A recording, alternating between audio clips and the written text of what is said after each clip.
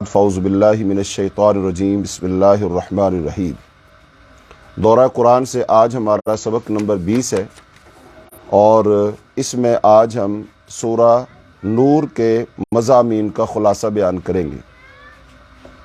تو سورہ نور یہ مدنی سورت ہے اور اس کی 64 آیات ہیں، اور اس کا جو مرکزی مضمون ہے وہ یہ ہے کہ کفر و نفاق چھوڑ کر اسلام کے آئلی، معاشرتی اور فوجداری اور دیگر اجتماعی قوانین پر عمل کرو، اور استخلاف اور اس میں اقتدار کا وعدہ ہے۔ اور جہاں تک اس صورت کے زمانہ نزول کا تعلق ہے تو یہ صورت غزوہ بنی مصطلق جو کہ 6 ہجری میں ہوا تھا، اس کے بعد یہ نازل ہوئی ہے۔ اور یہ زمانہ وہ زمانہ تھا کہ جب رسول اللہ صلی اللہ علیہ وسلم کی کردار کشی کی جا رہی تھی، اور کردار کشی کرنے والے منافقین تھے۔ اب اصل میں یہ جو منافقین تھے نا، یہ کہنے کو تو منافق تھے، لیکن ان کے پیچھے دراصل مشرکین مکہ بھی اور یہود و نصارہ بھی وہ بھی تھے، یعنی ان کے ذریعے سے وہ اپنا حسد اور بغض اور کینہ اور نبی صلی اللہ علیہ وسلم کے خلاف دشمنی اور آپ پر الزام تراشی وہ سب کچھ کر رہے تھے، یعنی یہ آگے تھے اور باقی لوگ پیچھے تھے۔ تو اس زمانہ میں منافقین رسول اللہ صلی اللہ علیہ وسلم کی ذاتی زندگی پر جھوٹے الزامات کے ذریعے سے وہ الزام زنی کر رہے تھے۔ پہلے حضرت زینب سے نکاح کے خلاف پروپیگنڈا کیا گیا کہ منہ بولے بیٹے کی متعلقہ سے شادی کر لی۔ پھر حضرت عائشہ رضی اللہ تعالیٰ عنہ پر الزام لگایا گیا۔ تو اس صورت میں بشارت دی گئی کہ 2 سال کے اندر اندر مکہ فتح ہو جائے گا اور استخلاف فی الارض کا وعدہ پورا ہوگا، اور پھر مسلمانوں کو یہ تمام قوانین ماننے، ان پر عمل کرنے کا حکم دیا گیا۔ یعنی اب ایک پورا جو معاشرتی ڈھانچہ ہے تو وہ اس کے اندر بیان کر دیا گیا۔ تو اب اگر اس صورت کے مضامین پر ہم غور کریں تو آیت نمبر 1 سے آیت نمبر 3 میں وہ مسئلہ بیان کیا گیا ہے کہ اگر کوئی زنا کر لے تو اب اس کی سزا کیا ہے۔ تو غیر شادی شدہ زانیوں کی سزا کے احکام ہیں، اور پھر آیت نمبر 4 سے آیت نمبر 10 میں پاک دامن عورتوں پر الزام لگانے والوں کی سزا کے احکام ہیں۔ پھر آیت نمبر 11 سے آیت نمبر 26 میں واقعہ افک پر تبصرہ اور اس کے متعلقہ احکام ہیں۔ یہ واقعہ افک یہ ہے حضرت عائشہ رضی اللہ تعالی عنہ پر جو بہتان لگایا گیا تھا، الزام لگایا گیا تھا، تو اس واقعہ کو واقعہ افک کہتے ہیں۔ اور پھر اس کے بعد آیت نمبر 27 اور سے 29 میں گھروں میں داخلے کے احکام بیان کیے گئے، اور آیت نمبر 30 سے آیت نمبر 31 میں نظروں کو جھکانے اور زینت اور زیور کے احکام، یعنی عورتوں سے متعلقہ احکام بیان کیے گئے۔ پھر آیت نمبر 32 اور 34 میں نکاح کے متعلق احکام بیان کیے گئے۔ آیت نمبر 35 سے آیت نمبر 40 میں مومنین اور کافرین کے اعمال کے لیے 2 تمثیلیں، 2 مثالیں بیان کی گئی ہیں۔ اور اس کے ساتھ ساتھ آیت نمبر 41 سے آیت نمبر 46 میں جو صفات کے ذریعے سے اللہ رب العالمین کا تعارف کروایا گیا ہے، اور آیت نمبر 47 سے آیت نمبر 57 میں مومنین اور منافقین کی صفات کا فرق بیان کیا گیا ہے کہ مومنوں کی صفات یہ ہوتی ہیں، منافقین کی صفات یہ ہوتی ہیں، اور دونوں میں فرق بیان کیا گیا۔ پھر اس کے بعد آیت نمبر 58 اور 59 میں جو میاں بیوی کا کمرہ خاص ہوتا ہے، ان کا سونے کا جو کمرہ ہوتا ہے، بیڈ روم جو ہوتا ہے، اس کے احکام بیان کیے گئے۔ اور آیت نمبر 60 میں اس عورت کے احکام بیان کیے گئے ہیں جو بوڑھی ہو چکی ہے۔ اور پھر آیت نمبر 61 میں احکام بیان کیے گئے ہیں کھانے کے، سلام اور گھروں میں داخلے کے احکام، کہ گھر میں داخل ہونا تو اس کے احکام کیا ہے۔ اور پھر آیت نمبر 62 سے 64 میں نظم جماعت کے احکام بیان کیے گئے ہیں۔ تو اس کی کل 64 آیات ہیں۔ تو کون کون سی آیت میں کون کون سے احکام اور مسائل بیان کیے گئے ہیں، ان کا ایک مختصر سا جائزہ آپ کے سامنے پیش کر دیا گیا۔ تو اب اس صورت میں چونکہ کافی تفصیل ہے، بہت سارے مسائل ہیں، تو اب ہم صورت کی طرف آتے ہیں۔ بسم اللہ الرحمن الرحیم۔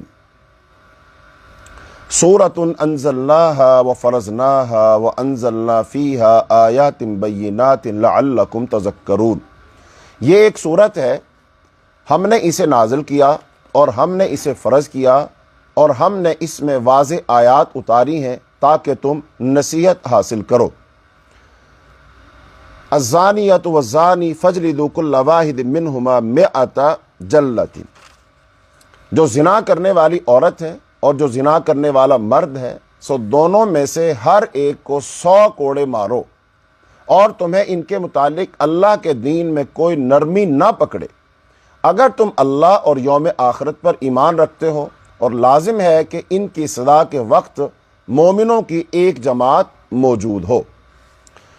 تو اس آیت میں جو زانی ہے، زنا کرنے والا ہے، اب جو زنا کرنے والا ہے اس کی 2 صورتیں ہو سکتی ہیں، یا تو وہ شادی شدہ ہوگا یا وہ شادی شدہ نہیں ہوگا۔ تو اب شادی شدہ ہوگا تو اس کی سزا الگ ہے، اور جو غیر شادی شدہ ہوگا اس کی سزا الگ ہے۔ اب جو شادی شدہ ہے وہ مرد ہے یا عورت ہے، اس کی سزا کیا ہے کہ اسے رجم کیا جائے گا۔ اور رجم کیا ہوتا ہے کہ اس مرد یا عورت کو وہ ایک گڑھا کھودا جائے اور گڑھا کھود کر اس میں سینے تک اس کو دبا دیا جائے، اور پھر لوگ پتھر مارے اس کو، اور تب تک مارتے رہیں جب تک وہ مر نہ جائے، ختم نہ ہو جائے۔ یہ ہے اس کی سزا، اس کو کہتے ہیں رجم کرنا۔ اور جو غیر شادی شدہ ہو وہ اگر زنا کر لے تو اس کو پھر 100 کوڑے مارے جائیں گے سزا کے طور پر، اور 1 سال کی جلا وطنی، یعنی اس کو اس ملک سے، اس علاقے سے اس کو نکال دیا جائے گا۔ تو اس آیت میں یہ جو سزا ہے یہ بیان کی گئی ہے۔ اور پھر اللہ رب العالمین نے ساتھ یہ حکم دیا کہ اب اس پر تم نے عمل کرنا ہے۔ اب ظاہری بات ہے، جب یہ سزا سنائی جائے گی یا سزا دی جائے گی تو لوگوں کو اس شخص پر رحم آئے گا، ترس آئے گا کہ یار اس کو پتھر ماریں گے اور پتھر مار مار کے اس کو رجم کر دیں گے۔ اب وہ خاتون ہو سکتی ہے، وہ مرد ہو سکتا ہے، مرد وہ جوان بھی ہو سکتا ہے، بوڑھا بھی ہو سکتا ہے۔ اب اگر فرض کر لو کوئی بڑی عمر کا شخص ہے، کوئی بوڑھا ہے یا بوڑھی عورت ہے، تو اب اگر وہ یہ کام کریں اور پھر ان کو سزا دی جائے گی تو لوگ کہیں گے چھوڑو جی، کیا مارنا ہے، تکلیف ہوگی، یہ سخت بڑی سزا ہے، تھوڑی نرمی کرو، یہ کرو وہ کرو۔ تو اللہ رب العالمین نے یہ خاص طور پر حکم دیا کہ اب جب تم سزا دینے لگو نا تو پھر تمہیں کوئی نرمی نہ پکڑے، یعنی تمہارے دل میں کوئی رحم نہیں آنا چاہیے۔ چونکہ اب اگر تم رحم کھاؤ تو اس کا مطلب کیا ہے؟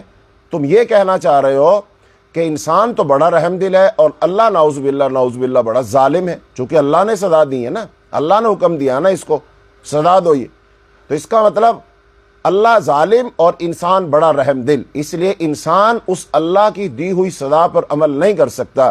یہ بالکل غلط بات۔ اصل میں جو بندہ مومن ہوتا ہے نا، اس کی اپنی ذاتی تو مرضی ہوتی کوئی نہیں، اس کی تو اپنی ذاتی مرضی نہیں ہوتی، پسند ناپسند نہیں ہوتی۔ اسلام قبول کرنے سے پہلے اس کو آزادی ہے، جو چاہے کرے، لیکن جب وہ اسلام قبول کر لیتا ہے تو اس کی آزادی ختم ہو جاتی، چونکہ وہ اپنی دل کی خوشی کے ساتھ، اپنی مرضی کے ساتھ اپنے آپ کو، اپنے تمام کاموں کو، ساری زندگی کو، سوچ کو، فکر کو اللہ اور اس کے رسول کے تابع کر دیتا ہے کہ بس آج کے بعد میں وہی کام کروں گا جو میرا رب چاہے گا اور جو مجھے رسول اللہ صلی اللہ علیہ وسلم کہیں گے۔ اس کا مطلب اپنی مرضی تو ہے نہیں۔ حتیٰ کہ ایک بندہ مومن اگر کسی سے محبت کرتا ہے تو اللہ کے لیے، اگر نفرت کرتا ہے تو اللہ کے لیے، دوستی کرتا ہے تو اللہ کے لیے، دشمنی کرتا ہے تو اللہ کے لیے، کسی کو کچھ دیتا ہے تو اللہ کے لیے، روکتا ہے تو اللہ کے لیے، اس کا مطلب اس کے تمام کاموں میں اللہ ہوتا ہے۔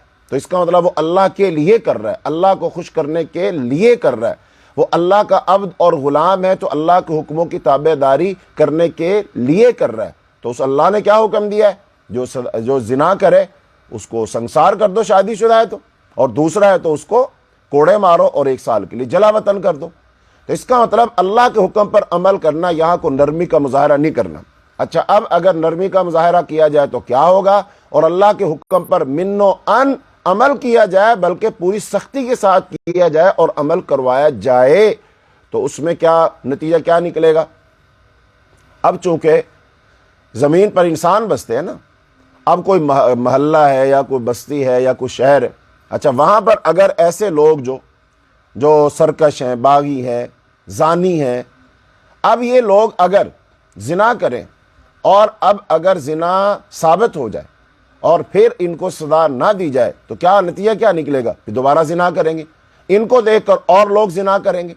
اس کا مطلب معاشرے کے اندر زنا کی وبا پھیل جائے گی اور یہ گناہ پھیل جائے گا، اور آہستہ آہستہ آہستہ آہستہ یہ زنا اتنا عام ہو جائے گا کہ لوگ اس کو گناہ ہی نہیں سمجھیں گے۔ اس کی زندہ مثال ہمارے پاس یورپ کا معاشرہ ہے، وہاں پر مرد و زن کا اختلاط اور وہ دوستیاں لگانا اور محبت کرنا اور پھر راتیں گزارنا بغیر شادی کے، اور جناب ساتھ کھانا کھانا، اس کو وہاں پر کوئی عیب ہی نہیں سمجھا جاتا، یہ تو کوئی برائی ہے نہیں۔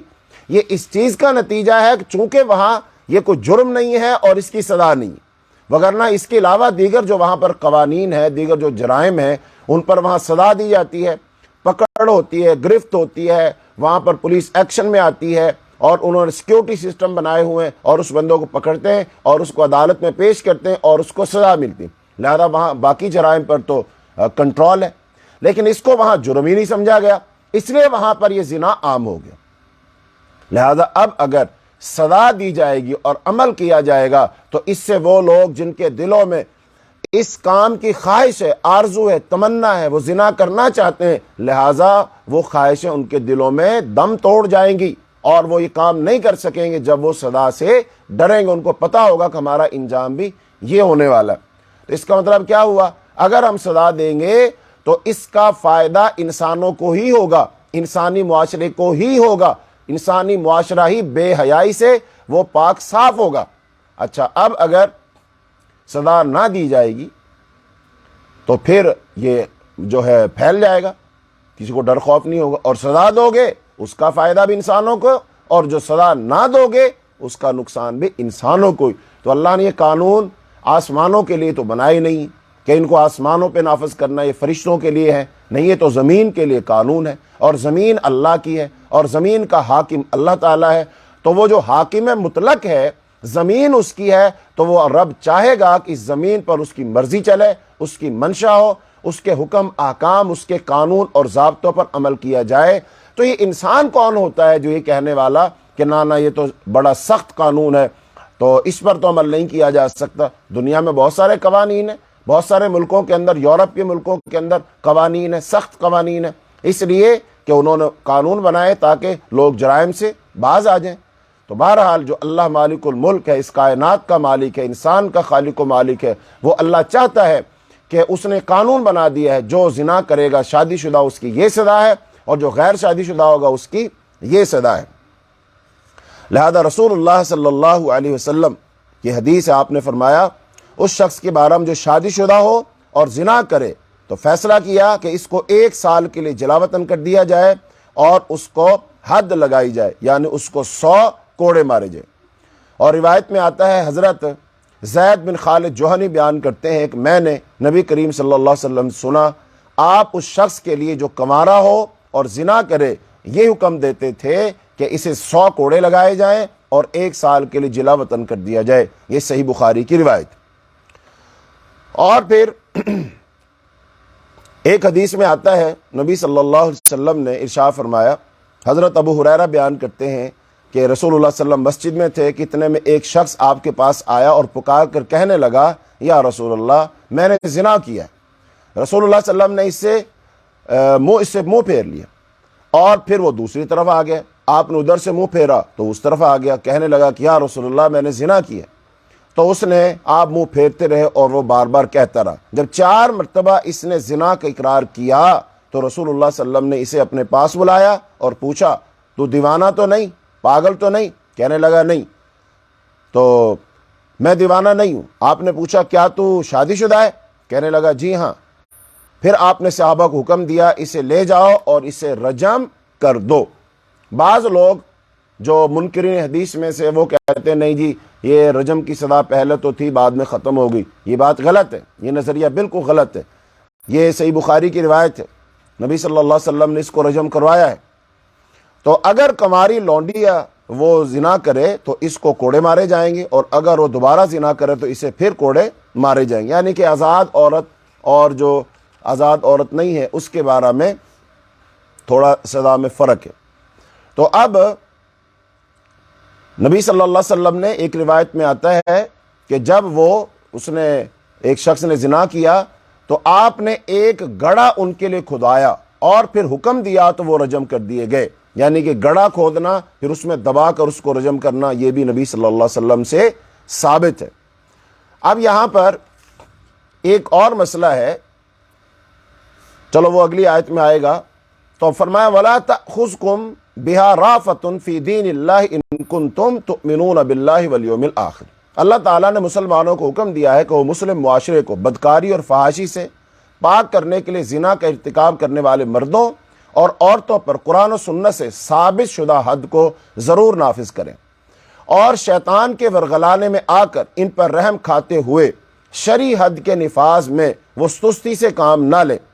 حدود الہی سے متعلق اس کی بہترین مثال اس حدیث سے ہے جسے حضرت عائشہ رضی اللہ تعالیٰ نے بیان کرتی ہیں کہ قریش کو ایک مخزومی عورت کے معاملے نے جو چوری کا ارتکاب کر بیٹھی تھی پریشانی میں مبتلا کر دی۔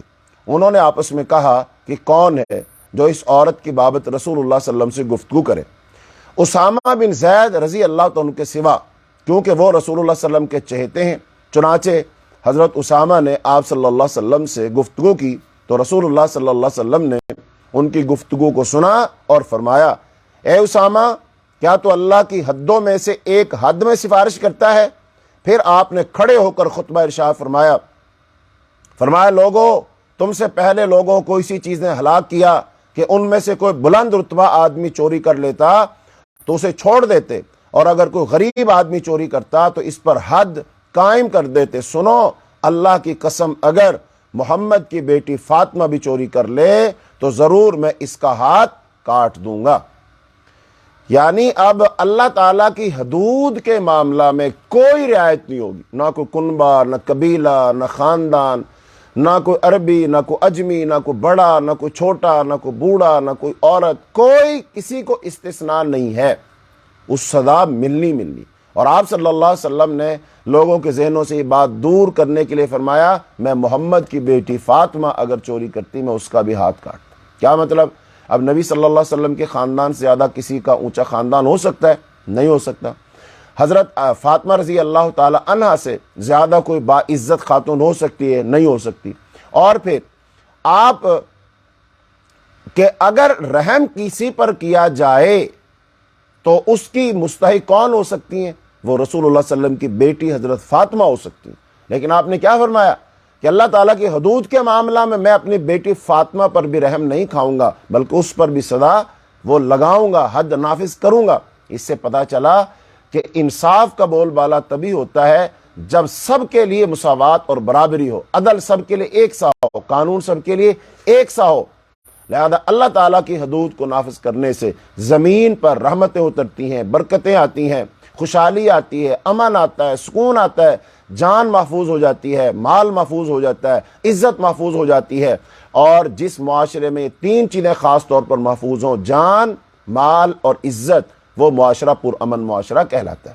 لہذا اسلام تو کہہ رہا ہے، قرآن تو کہہ رہا ہے کہ زمین سے فساد کیسے ختم ہوگا، جرائم کیسے ختم ہوں گے، امن کیسے قائم ہوگا، وہ اللہ تعالیٰ کی حدود ہے، ان کو نافذ کر دو، زمین پر خود بخود کیا امن اور سکون آ جائے گا۔ اس کے بعد آیت نمبر 3 میں ارشاد فرمایا الزانی لا ینکح الا زانیۃ، زانی نکاح نہیں کرتا مگر کسی زانی عورت سے یا کسی مشرک عورت سے، اور زانی عورت اس سے نکاح نہیں کرتا مگر کوئی زانی یا مشرک، اور یہ کام ایمان والوں پر حرام کر دیا گیا ہے۔ اس آیت کا مطلب، دو مطلب اس کے بیان کیے گئے۔ ایک مطلب یہ ہے کہ عام طور پر بدکار قسم کے لوگ نکاح کے لیے اپنے ہی جیسے لوگوں کی طرح رجوع کرتے ہیں۔ اگر کوئی بدکارہ عورت ہے تو اس کو کوئی بدکار مرد پسند آئے گا، اور اگر کوئی بدکار مرد ہے تو اس کو کوئی بدکار عورت پسند آئے گی۔ چنانچہ زانیوں کی اکثریت زانیوں ہی کے ساتھ نکاح کرنا پسند کرتی ہے، اور مقصود اس سے اہل ایمان کو متنبہ کرنا ہے کہ جس طرح زنا ایک نہایت کبیر اور بڑا گناہ ہے، اسی طرح زنا کاروں کے ساتھ شادی بیاہ کے تعلقات قائم کرنا بھی حرام اور منع ہے۔ امام شوکانی رحمۃ اللہ علیہ نے اس مفہوم کو ہی راجح قرار دیا ہے، اور احادیث میں اس کا جو سبب نزول بیان کیا گیا ہے اس سے بھی اس کی تائید ہوتی ہے کہ ایک شخص نے بدکار عورت سے نکاح کرنے کی اجازت طلب کی کہ جس پر یہ آیت نازل ہوئی، یعنی انہیں ایسا کرنے سے روک دیا گیا۔ اس سے استدلال کرتے ہوئے علماء نے کہا ہے کہ ایک شخص نے جس عورت سے یا عورت نے جس مرد سے بدکاری کی ہو، ان کا آپس میں نکاح جائز نہیں۔ ہاں اگر وہ خالص توبہ کر لیں تو پھر ان کے درمیان نکاح جائز ہے۔ اور دوسرا اس کا مطلب یہ ہے کہ بدکار مرد اپنی جنسی خواہش کی ناجائز طریقے سے تسکین کے لیے بدکار عورت کی طرف، اور اسی طرح بدکار عورت بدکار مرد کی طرف رجوع کرتی ہے۔ مومنوں کے لیے ایسا کرنا یعنی زنا کاری حرام ہے۔ مشرک مرد و عورت کا ذکر اس لیے کر دیا کہ شرک بھی زنا سے ملتا جلتا گناہ ہے۔ شرک بھی زنا سے ملتا جلتا گناہ ہے۔ جس طرح مشرک اللہ کو چھوڑ کر دوسروں کے در پر جھکتا ہے، اسی طرح ایک زناکار اپنی بیوی کو چھوڑ کر یا بیوی اپنے خامد کو چھوڑ کر غیروں سے اپنا منہ کالا کرتی ہے۔ یہ مشرک اور زانی کے درمیان ایک عجیب معنوی مناسبت پائی جاتی ہے۔ حضرت عبداللہ بن عمر رضی اللہ تعالیٰ بیان کرتے ہیں کہ ایک مسلمان شخص نے رسول اللہ صلی اللہ علیہ وسلم سے ام محزول نامی ایک بدکار عورت سے نکاح کرنے کی اجازت طلب کی، تو آپ صلی اللہ علیہ وسلم نے یہی آیت نمبر 3 پڑھی کہ زانی نکاح نہیں کرتا مگر کسی زانی عورت سے یا کسی مشرک عورت سے، اور زانی عورت اس سے نکاح نہیں کرتا مگر کوئی زانی یا مشرک، اور یہ کام ایمان والوں پر حرام کر دیا گیا ہے۔ حضرت ابو ہریرہ رضی اللہ تعالیٰ بیان کرتے ہیں کہ رسول اللہ صلی اللہ علیہ وسلم فرمایا، وہ زانی جسے کوڑے لگ چکے ہوں وہ اپنے ہی جیسی کسی عورت سے شادی کرے گا۔ یہ سنن ابی داؤد کی روایت ہے۔ آگے آیت نمبر 4 اور 5 میں ارشاد فرمایا، والذین یرمون المحصنات، اور وہ لوگ جو پاک دامن عورتوں پر تہمت لگائیں پھر 4 گواہ نہ لائیں تو انہیں 80 کوڑے مارو اور ان کی کوئی گواہی قبول نہ کرو، اور وہی نافرمان لوگ ہیں۔ مگر جو لوگ اس کے بعد توبہ کریں اور اصلاح کر لیں تو یقیناً اللہ بے حد بخشنے والا نہایت رحم والا ہے۔ ان آیات کا خلاصہ یہ ہے کہ پاک دامن عورتوں پر تہمت لگانا بہت بڑا جرم ہے۔ پاک دامن عورتوں پر تہمت لگانا بہت بڑا جرم ہے۔ جو شخص پاک دامن عورت پر تہمت لگائے اس کو 4 گواہ پیش کرنا ہوں گے۔ اگر وہ 4 گواہ پیش نہ کر سکے تو وہ جھوٹا تصور کیا جائے گا اور اس کو تہمت لگانے کے جرم میں 80 کوڑے مارے جائیں گے۔ اس کی گواہی پھر کسی بات یا مقدمہ میں قبول نہیں کی جائے گی۔ البتہ جو شخص تہمت لگائے اور سزا پانے کے بعد توبہ کر لے اور اپنی اصلاح کرے کہ وہ آئندہ کسی پر تہمت نہیں لگائے گا تو پھر اسے فاسق نہیں سمجھا جائے گا اور اس کی گواہی قبول کر لی جائے گی۔ حضرت ابو ہریرہ رضی اللہ تعالیٰ بیان کرتے ہیں کہ رسول اللہ صلی اللہ علیہ وسلم نے فرمایا، تباہ و برباد کرنے والے 7 گناہوں سے بچو۔ لوگوں نے عرض کی وہ کون سے گناہ ہیں؟ تو آپ صلی اللہ علیہ وسلم نے فرمایا، اللہ تعالیٰ کے ساتھ شرک کرنا، نمبر 2 جادو کرنا، نمبر 3 جس جان کا قتل اللہ نے حرام کیا اس کو ناحق قتل کرنا، سود کھانا، یتیم کا مال کھانا، جنگ کے دن پیٹھ دکھانا، اور مومن و پاک دامن بھولی بھالی عورتوں پر تہمت لگانا۔ تو یہ ان 7 گناہوں میں سے ایک بڑا گناہ ہے جس سے انسان ہلاک ہو جائے گا۔ کسی پاک دامن بھولی بھالی عورت پر تہمت لگانا یہ بہت بڑا گناہ ہے۔ تو اس لیے کسی کے بارے میں اگر آپ کوئی بات کرنے لگے تو پہلے 100 دفعہ 1000 مرتبہ سوچو اور پھر بات بولو، پھر زبان کھولو، پہلے تولو پھر بولو۔ یہ ایسا نہیں ہے کہ ہم جو چاہے بول لیں، جس کے بارے میں جو چاہے بول لیں۔ تو ایک مسلمان جو ہوتا ہے وہ ایسا نہیں کرتا، چونکہ مسلمان تو ہوتا ہی وہ ہے جس کی زبان سے اور اس کے ہاتھ سے دوسرے مسلمان محفوظ ہو۔ المسلم من سلم المسلمون من لسانہ و یدہ، مسلمان کی تعریف یہ کی گئی کہ اس کے ہاتھ سے اور اس کی زبان سے دوسرے مسلمان محفوظ ہوتے ہیں۔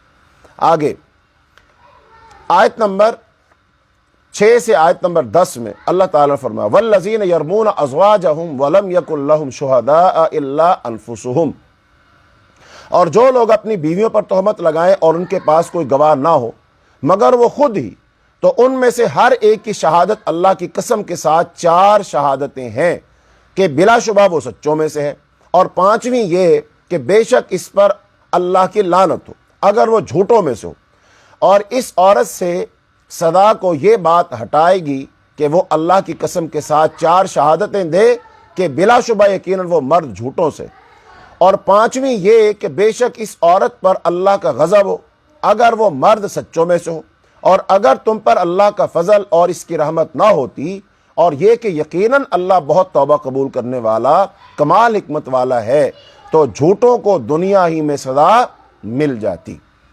تو ان آیات میں میاں بیوی کا ایک اہم ترین مسئلہ بیان کیا گیا ہے کہ اگر مرد کو شک ہو جائے کہ میری بیوی کسی شخص کے ساتھ وہ کسی غلط کام میں مبتلا ہے، زنا کے کام میں مبتلا ہے، یا کسی عورت کو شک ہو جائے اپنے میاں پر کہ میرا میاں کسی عورت کے ساتھ وہ زنا کرتا ہے، لہذا اب یہ معاملہ انتہائی اہم اور نازک ہے، اور جب دونوں ایک دوسرے پر الزام لگائیں گے اور وہاں آ کر تو پھر اکثر و بیشتر لوگ ایمانداری کو، سچ بولنے کو، اخلاقیات کو، ضابطے قانون کو سب بھول لیتے ہیں، اس کو پھر اپنی عزت بے عزتی کا مسئلہ بناتے ہیں، اور لہذا ان کو کتنے بھی جھوٹ بولنے پڑیں اور جھوٹے گواہ لانے پڑیں تو وہ پھر ان سے دریغ نہیں کرتے۔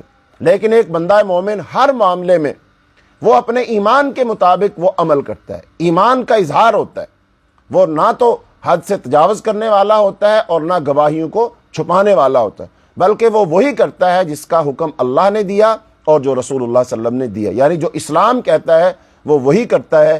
تو اس بارہ میں بھی کسی کو کتنا غصہ کیوں نہ ہو، ناراضگی کیوں نہ ہو، اور جناب لوگوں نے اس کو بھڑکایا کیوں نہ ہو، گھر والوں نے کیوں نہ بھڑکایا ہو، رشتہ داروں عزیزوں نے کیوں نہ اس کے کان بھر دی ہوں، لیکن اس کو سب کی باتیں ایک طرف، جب تک ثبوت نہ ہو، گواہیاں نہ ہو، حقیقت سامنے نہ آئے، اس کو اپنی زبان سے کوئی بات نہیں نکالنی چاہیے، وگرنہ اگر وہ نکال دے گا اور اس کو ثابت نہیں کر سکے گا تو پھر پیچھے اس کو بہتان سمجھا جائے گا اور اس کو پھر 80 کوڑے لگیں گے، اور جب 80 کوڑے لگیں گے وہ عورت یا وہ مرد تو بچ جائے گا، لیکن جس کو کوڑے لگیں گے نا، اس کی رسوائی ہو گئی، اس پر لیبل لگ گیا کہ یہ بندہ جھوٹا آدمی ہے، اور پھر اس کی گواہی بھی قبول نہیں ہوگی۔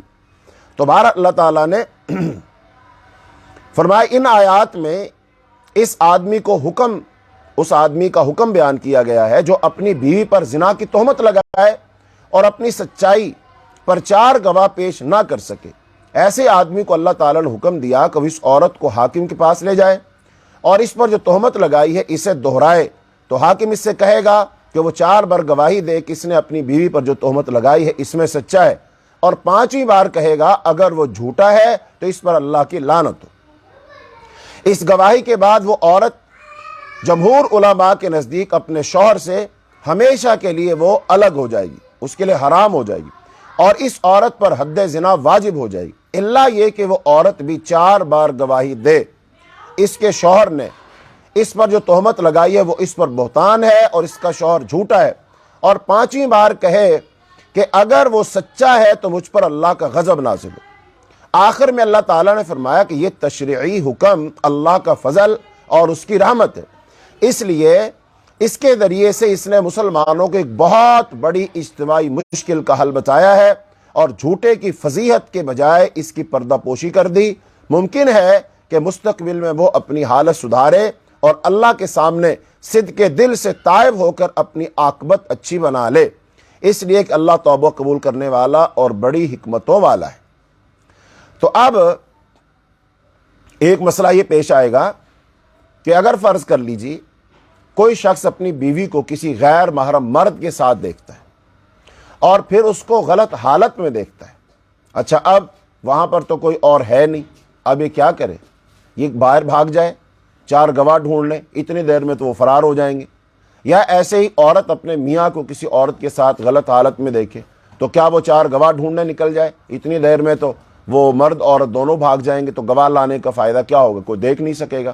اب یہ صورتحال پیش آتی ہے، تو اب کیا کرے بندہ؟ تو یہ واقعہ رسول اللہ صلی اللہ علیہ وسلم کے زمانہ میں پیش آیا۔ پھر صحابہ کرام نے آپ سے پوچھا، تو جو آپ صلی اللہ علیہ وسلم نے ہمیں حل بتایا، جو ہدایات دی، وہی ہمارے لیے مشعل راہ ہے، ہم ان کو ہی ملحوظ خاطر رکھیں گے۔ رسول اللہ صلی اللہ علیہ وسلم کے بتائے ہو حل کے بعد کسی شخص کو اجازت نہیں کہ وہ زیادہ غیرت کا مظاہرہ کرے اور زیادہ غصے کا مظاہرہ کرے اور وہ لال پیلا ہو جائے اور وہ حدوں کو توڑ دے اور اپنا غصہ جیسے چاہے وہ نکال دے۔ نہ، ایسا نہیں کر سکتا مومن بندہ۔ مومن بندہ خوشی میں، غمی میں، ہر حال میں اللہ کا مطیع اور فرمانبردار ہوتا ہے۔ اسلام وہ دین ہے جس نے ہمیں خوشی کے حکام بھی دیے، غمی کے حکام بھی دیے، جذبات کے حکام بھی دیے، افسوس کے حکام بھی دیے، ہر حال میں ہمیں احکام دیے گئے۔ یہی تو اسلام کی خوبی ہے، یہی اسلام کا ترہ امتیاز ہے کہ کوئی زندگی کا مرحلہ، انسان کی کوئی حالت ایسی نہیں چھوڑی گئی ہے جس کے بارے میں اسلام نے ہدایات نہ دی ہوں۔ وہ الگ بات ہے مسلمان اب ان پر عمل کرتا ہے یا عمل نہیں کرتا ہے۔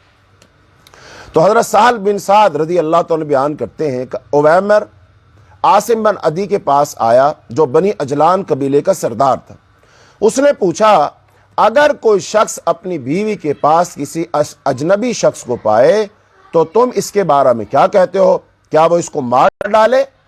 اگر وہ ایسا کرے تو پھر تم اس کو قصاص میں مار ڈالو گے، تو پھر آخر وہ کیا کرے؟ اویمر نے کہا، عاصم، تو میرے لیے یہ مسئلہ رسول اللہ صلی اللہ علیہ وسلم سے پوچھو۔ عاصم رسول اللہ صلی اللہ علیہ وسلم کے پاس آئے اور انہوں نے آپ سے دریافت کیا، تو رسول اللہ صلی اللہ علیہ وسلم نے اس قسم کے سوالات کو برا سمجھا۔ جب اویمر نے عاصم سے پوچھا تو عاصم نے کہا کہ رسول اللہ صلی اللہ علیہ وسلم نے ایسے سوالوں کو پسند نہیں فرمایا۔ اویمر نے کہا، اللہ کی قسم میں تو اس کے بارے میں رسول اللہ صلی اللہ علیہ وسلم سے پوچھ کر رہوں گا۔ آخر اویمر آیا اور اس نے عرض کی، اے اللہ کے رسول، اگر کوئی شخص اپنی بیوی کے ساتھ غیر مرد کو دیکھے تو وہ کیا کرے؟ اگر وہ اس کو مار ڈالے تو آپ اس کو قصاص میں مار ڈالیں گے، تو پھر وہ کیا کرے؟ تو رسول اللہ صلی اللہ علیہ وسلم نے فرمایا، اللہ تعالیٰ نے تیرے اور تیری بیوی کے بارے میں قرآن اتارا ہے۔ پھر آپ نے عورت اور مرد دونوں کو لعان کا حکم دیا۔ اب یہ جو ہوتا ہے نا، 4 بار قسم اٹھائے گا مرد کہ میں سچا ہوں، اور 5ویں بار کہے گا اگر میں جھوٹا ہوں تو مجھ پر لعنت ہو، اور ایسی عورت کہے گی۔ اس معاملے کو، اس کام کو شریعت میں کیا کہتے ہیں؟ لعان کرنا، لعنت کرنا، ٹھیک ہے، اس کو لعان کہتے ہیں۔ تو لعان، آپ سے کوئی پوچھے لعان کیا ہوتا ہے، تو لعان یہ ہوتا ہے، اور یہ میاں بیوی کے درمیان ہوتا ہے۔ تو آپ نے فرمایا کہ عورت اور مرد دونوں کو لعان کرنے کا حکم دیا، اسی طرح سے جس طرح اللہ تعالیٰ نے قرآن مجید میں ارشاد فرمایا۔ اویمر نے اپنی بیوی سے لعان کیا، پھر کہنے لگا کہ یا رسول اللہ، اگر میں اب اس عورت کو رکھوں تو میں نے اس پر ظلم کیا۔ الغرض اویمر نے اس کو طلاق دے دی۔ پھر اس کے بعد لعان کرنے والوں کے درمیان یہی طریقہ رائج ہو گیا۔ حضرت عبداللہ بن عباس بیان کرتے ہیں کہ ہلال بن امیہ نے رسول اللہ صلی اللہ علیہ وسلم کے سامنے اپنی بیوی پر شریک بن سہما کی نسبت سے تہمت لگائی کہ شریک بن سہما سے میری بیوی نے زنا کیا ہے، یا اس شخص نے میری بیوی کے ساتھ زنا کیا۔ رسول اللہ صلی اللہ علیہ وسلم نے ہلال سے فرمایا، تم 4 گواہ لاؤ، نہیں تو تمہاری پیٹھ پر حد قذف، بہتان لگانے کی سزا لگائی جائے گی۔ انہوں نے عرض کی، اللہ کے رسول، اگر ہم میں سے کوئی شخص اپنی عورت کے ساتھ کسی کو برا کام کرتے ہوئے دیکھے تو کیا وہ گواہ ڈھونڈتا پھرے؟ تاہم رسول اللہ صلی اللہ علیہ وسلم پھر یہی کہتے رہے، گواہ لاؤ ورنہ تمہاری پیٹھ پر حد لگے گی۔ ہلال نے کہا، اس ذات کی قسم جس نے آپ کو حق کے ساتھ بھیجا ہے، میں سچا ہوں، اور اللہ تعالیٰ میرے بارے میں ضرور کوئی ایسا حکم اتارے گا جس سے میری پیٹھ سزا سے بچ جائے گی۔ اس کے بعد حضرت جبرائیل علیہ السلام اترے اور یہ آیت نازل ہوئی، یعنی سورہ نور کی آیت نمبر 6، اور فرمایا، جو لوگ اپنی بیویوں پر تہمت لگائیں اور ان کے پاس کوئی گواہ نہ ہو مگر وہ خود ہی، تو ان میں سے ہر ایک کی شہادت اللہ کی قسم کے ساتھ 4 شہادتیں ہیں کہ بلا شبہ یقیناً وہ سچوں میں سے ہے۔ رسول اللہ صلی اللہ علیہ وسلم نے جب ان آیتوں کے نزول کے بعد تو فارغ ہوئے تو ہلال کی بیوی کو بلوایا، آپ نے لعان کی گواہیاں دی، اور رسول اللہ صلی اللہ علیہ وسلم فرما رہے تھے، دیکھو اللہ خوب جانتا ہے کہ تم دونوں میں سے ایک ضرور جھوٹا ہے، تو کیا تم میں سے کوئی توبہ کرتا ہے؟ پھر عورت کھڑی ہوئی اور اس نے بھی گواہیاں دے دیں۔ جب پانچویں گواہی کا وقت آیا تو لوگوں نے اس کو روکا اور کہا یہ پانچویں گواہی اگر جھوٹ ہے تو تجھے عذاب میں مبتلا کر دے گی۔ حضرت عبداللہ بن عباس رضی اللہ تعالیٰ عنہ نے کہا یہ سن کر وہ عورت ذرا جھجکی اور رک گئی، ہم سمجھے کہ وہ اقرار کر لے گی، لیکن ایسا نہیں ہوا۔ اس نے کہا کہ میں اپنی قوم کو تمام عمر کے لیے رسوا نہیں کر سکتی، اور پانچویں گواہی بھی اس نے دے دی۔ رسول اللہ صلی اللہ علیہ وسلم فرمایا اب دیکھتے رہو، اگر اس کا بچہ کالی آنکھوں والا، موٹے سرین والا، موٹی پنڈلیوں والا پیدا ہوا تو وہ شریک بن سہما کا نطفہ ہے، پھر اس عورت کا بچہ اسی صورت کا پیدا ہوا تو اس وقت رسول اللہ صلی اللہ علیہ وسلم فرمایا اگر اللہ تعالیٰ کا لعان کے بارے میں یہ حکم نہ اترا ہوتا تو میرا اس عورت کا معاملہ کچھ اور ہوتا۔ یعنی اب یہ عورت جھوٹی تھی، جس شخص سے اس نے زنا کیا تھا نا، تو اب جب وہ بچہ پیدا ہوا تو بچہ بالکل ہو بہو اس کے ہی مشابہ تھا، تو بات تو ثابت ہو گئی کہ یہ اس عورت نے زنا کیا تھا لیکن اس نے جھوٹی قسمیں اٹھا لی۔ تو آپ نے فرمایا اللہ نے فیصلہ کر دیا کہ اب ہم اس کو سزا نہیں دے سکتے، لعان ہو گیا نا، اب ہم سزا نہیں دے سکتے، وگرنہ اگر یہ حکم نہ اترا ہوتا تو پھر میں اس کے ساتھ اور معاملہ کرتا، یعنی اس کو پھر کیا کرتے، اس کو رجم کرتے، اس کو سزا دیتے، چونکہ ثابت ہو گیا۔ لہذا اللہ کے حکم کے آگے ہر بندہ، وہ پیغمبر ہو، وہ صحابی ہو، وہ شہید ہو، ولی ہو، کتب ہو، ابدال ہو، کوئی نیک صالح بندہ ہو، ہر شخص کو چاہیے کہ وہ اللہ کے حکم کے سامنے اپنے جذبات پر قابو پا لے، جیسا رسول اللہ صلی اللہ علیہ وسلم نے اپنے جذبات پر کنٹرول کیا۔ حضرت ابو ہریرہ رضی اللہ عنہ بیان کرتے ہیں، ایک سعد بن عبادہ نے کہا کہ یا رسول اللہ اگر میں اپنی بیوی کے پاس غیر مرد کو دیکھوں تو کیا اس کو 4 گواہ لانے تک مہلت دوں؟ آپ نے فرمایا ہاں۔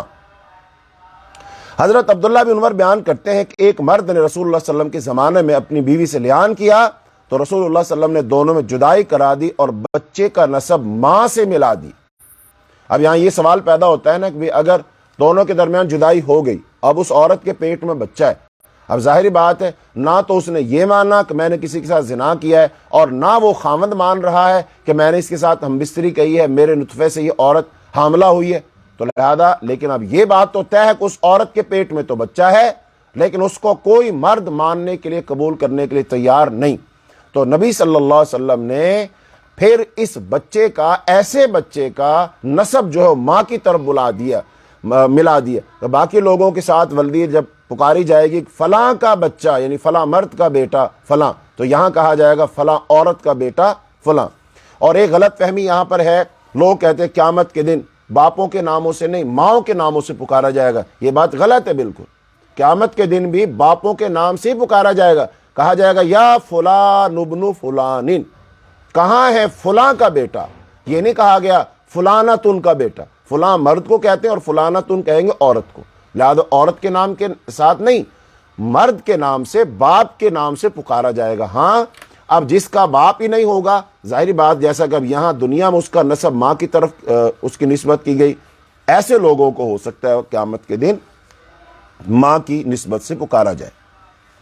حضرت ابو ہریرہ رضی اللہ عنہ بیان کرتے ہیں کہ ایک شخص نبی صلی اللہ علیہ وسلم کے پاس آیا اور کہنے لگا، اس حدیث کو بھی دھیان سے سنیے، یہاں پر ایک غلط فہمی ہوتی ہے اور اس غلط فہمی کا ازالہ کیا گیا، اور وہ یہ مثلا میاں بیوی دونوں گورے رنگ کے ہیں یا میاں بیوی دونوں کالے رنگ کے ہیں، اچھا اب ان کے ہاں بچے کی پیدائش ہو، اب اگر وہ گورے رنگ کے ہیں تو بچہ بھی گورا ہی ہونا چاہیے، عام طور پر یہی سمجھا جائے گا، لیکن اگر وہ بچہ کالا پیدا ہو، مرد اب اگر شک کرے کہ اس عورت نے کسی اور مرد کے ساتھ وہ زنا کیا ہے تبھی تو ایسا بچہ پیدا ہوا ہے، تو یہ بات درست نہیں ہوگی، یہ بات درست نہیں ہوگی۔ رسول اللہ صلی اللہ علیہ وسلم نے اس حدیث میں اس مسئلے کا حل بتایا۔ حضرت ابو ہریرہ رضی اللہ عنہ بیان کرتے ہیں کہ ایک شخص نبی صلی اللہ علیہ وسلم کے پاس آیا اور کہنے لگا کہ یا رسول اللہ میرے ہاں ایک بچہ کالے رنگ کا پیدا ہوا ہے۔ آپ نے فرمایا تیرے پاس اونٹ ہیں؟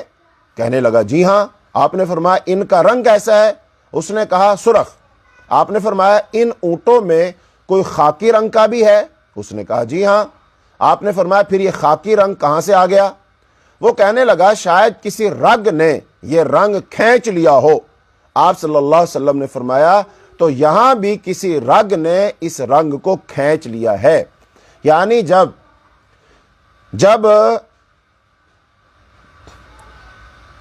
جو اونٹ ہیں وہ سرخ رنگ کے ہوں تو سرخ رنگ کے اونٹوں میں اگر خاکی رنگ کا اونٹ پیدا ہو سکتا ہے تو پھر گورے ماں باپ کے ہاں کالے رنگ کا بچہ بھی پیدا ہو سکتا. یہ ضرور نہیں کہ رنگ کی بنیاد پر اپنی عورت پر شک کرنے لگو کہ اس نے زنا کیا، ایسی بات درست نہیں ہے. آگے اللہ رب العالمین نے یہاں سے حضرت عائشہ رضی اللہ تعالیٰ عنہ کا جو مشہور واقعہ ہے، واقعہ افک، وہ اس کا آغاز ہوتا ہے. فرمایا ان الذین جاؤوا بالافک عصبۃ منکم، بے شک وہ لوگ جو بہتان لے کر آئے ہیں وہ تمہیں میں سے ایک گروہ ہے، اسے اپنے لیے برا مت سمجھو بلکہ یہ تمہارے لیے بہتر ہے. ان میں سے ہر آدمی کے لیے گناہ میں سے وہ ہے جو اس نے گناہ کمایا، اور ان میں سے جو اس کے بڑے حصے کا ذمہ دار بنا اس کے لیے بہت بڑا عذاب ہے. تو یہ آیت کریمہ مشہور واقعہ افک کی طرف اشارہ کر رہی ہے. اور یہ بہتان حضرت عائشہ پہ کس نے لگایا تھا؟ یہ جو منافقوں کے سردار تھا عبداللہ بن ابی، اس نے لگایا تھا. اور یہ کس موقع پہ لگایا تھا؟ یہ لگایا تھا غزوہ بنی مستلق کے موقع پر. اور غزوہ بنی مستلق میں اس کا مطلب حضرت عائشہ رضی اللہ تعالیٰ عنہ ساتھ تھی. تو نبی صلی اللہ علیہ وسلم کا ایک طریقہ تھا کہ جب آپ سفر پر جاتے تھے یا آپ جنگوں میں جاتے تھے، غزوات میں جاتے تھے، تو آپ اپنی بیویوں کے درمیان قرآن اندازی کرتے تھے، اور ان میں سے جس کے نام کی پرچی نکلتی تھی، قرآن نکلتا تھا، اس کو اپنے ساتھ لے جاتے تھے. تو حضرت عائشہ رضی اللہ تعالیٰ عنہ ساتھ گئیں غزوہ بنی مستلق میں. وہ فرماتی ہیں کہ جب ہم آ رہے تھے تو ایک جگہ پڑاؤ کیا. تو جب پڑاؤ کیا تو پڑاؤ میں ظاہری بات ہے سارے لوگ اپنی سواریوں سے، اونٹوں سے اتر جاتے ہیں، آرام کرتے ہیں، کوئی کھانا پینا کرتے ہیں، کوئی پیشاب پخانہ کرتے ہیں، اور کوئی ضرورت پوری کرتے ہیں. فرماتی ہیں کہ میں ہودج میں تھی، اونٹ پر جو پالان رکھا جاتا ہے اس میں تھی، تو مجھے اتارا گیا نیچے. میں پھر وہاں سے چلی گئی وہ قضائے حاجت کے لیے. وہ فرماتی ہیں کہ میں اس وقت دبلی پتلی تھی اور میرا کوئی اتنا زیادہ وزن نہیں تھا، اور اس وقت کی عورتیں ایسی ہی ہوا کرتی تھیں. وہ فرماتی ہیں تو میں جب وہاں گئی تو میرا ہار گم ہو گیا وہاں پر، تو مجھے وہاں تاخیر ہو گئی. اتنی دیر میں قافلہ وہاں سے روانہ ہو گیا، اور جب قافلہ روانہ ہوا تو وہ جو لوگ اس ذمہ داری پر مامور تھے کہ انہوں نے میرا پالان اٹھا کے اونٹ پہ رکھنا تھا، تو اب انہوں نے وہ رکھ دیا اوپر، اور انہوں نے یہ سمجھا کہ میں بیچ میں ہی ہوں، حالانکہ میں بیچ میں نہیں تھی، اور قافلہ وہاں سے چلا گیا. اور جب میں وہاں آئی تو پھر وہاں پر تو قافلہ تھا ہی نہیں. تو لہذا پردے کے احکام نازل ہونے سے پہلے کا واقعہ ہے. تو میں وہیں پر ایک چادر اوڑھ کر لیٹ گئی. اور نبی صلی اللہ علیہ وسلم کا طریقہ یہی ہوتا تھا کہ آپ لشکر کے پیچھے ایک بندہ چھوڑتے تھے، اور وہ پیچھے آتا، اس کو کہتے ہیں ساکہ. وہ چلتا ہوا آتا تھا، کسی کو چیز گر جاتی ہے، کوئی بندہ پیچھے رہ جاتا ہے، اور کوئی معاملہ پیش آئے تو وہ بندہ اس کو سہارا دے کر اپنے ساتھ لے آتا تھا. تو فرماتی ہیں صفوان بن معطل ایک شخص تھا، اس کی ذمہ داری یہی تھی. تو لہذا میں اس جگہ پہ لیٹی ہوئی تھی، وہ آیا اور اس نے آ کر دیکھا، اور اس نے آ کر دیکھتے کے ساتھ مجھے پہچان لیا اور انا للہ و انا الیہ راجعون پڑھا، اور اس نے خاموشی سے اپنا اونٹ بٹھا دیا. میں اس پر بیٹھ گئی، اور وہ اس کو لے کر پھر چلتے چلتے چلتے ہم قافلے میں آ ملے. اور جب ہم قافلے میں آ ملے تو پھر اس وقت لوگ آرام کر رہے تھے. تو اس وقت عبداللہ بن ابی منافق کو یہ بات معلوم ہوئی، اور اس نے شور مچا دیا اور باتیں کی، دیکھو جی یہ خاتون پیچھے کیوں رہ گئی، نعوذ باللہ اس کا نقل کفر نہ باشد کہ خاتون پیچھے کیا کر رہی تھی، اس بندے کے ساتھ کیسے آئی ہیں، اس کو تو قافلے میں ہونا چاہیے تھا، یہ تو ایسی ہیں ویسی ہیں، اس نے اس کے ساتھ نعوذ باللہ زنا کیا، منہ کالا کیا. اس طرح کی اس نے باتیں پھیلا دی، اور ایک مجلس سے دوسری میں تیسری میں تمام کے اندر یہ بات اس نے گھما دی. یہ لگا دیا بہتان. اب حضرت عائشہ رضی اللہ تعالی عنہا تو اس معاملے میں وہ کہتی ہیں میں واپس آئی تو 1 مہینے کے لیے میں بیمار ہو گئی، تو مجھے کوئی پتہ نہ چلا. لیکن جب مجھے پتہ چلا تو پھر تو میں جناب دن رات روتی رہتی تھی. پھر آپ صلی اللہ علیہ وسلم نے مجھ سے تھوڑا سا فاصلہ کر لیا اور مجھ سے کہا عائشہ اگر کوئی غلطی ایسی ہوئی ہے تو اس کا اقرار کر لو، اللہ معاف کرنے والا وغیرہ وغیرہ. میں نے کہا مجھ سے ایسا کوئی معاملہ نہیں ہوا. ٹھیک ہے جی، ہماری کلاس کا وقت ختم ہوا، تو انشاءاللہ الرحمن کل اس واقعہ کو پورا کریں گے. اللہ رب العالمین سے دعا ہے اللہ ہمیں قرآن پڑھنے، سننے، سمجھنے، عمل کرنے کی توفیق عطا فرمائے. وآخر دعوانا الحمدللہ رب العالمین.